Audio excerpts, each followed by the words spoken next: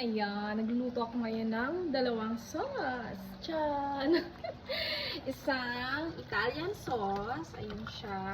At isang Filipino sauce. Ayan, Filipino sauce.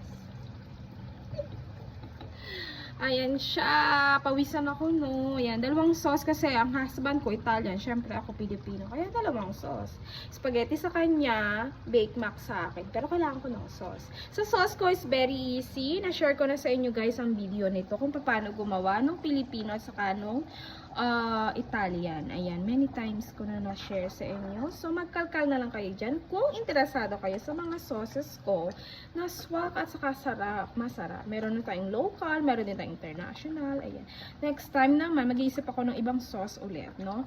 Sa mga sauce ko, as you can see, naglalagay ako dyan ng carrots. Kung may celery kayo, you can put celery too. Kaya lang medyo pricey yung celery, kaya hindi ako naglalagay. At saka, wala din naman kasi ako stock sa ref. Kasi sira kasi agad siya. So, carrots yung nilalagay ko para naman healthy siya. Kahit sa Filipino sauce, nalagay ako ng carrots, yan. Ngayon, tinatry ko siya na may bell pepper. Yan naman, guys. Ayan. Thank you for watching. And see you on my next video. Bye-bye.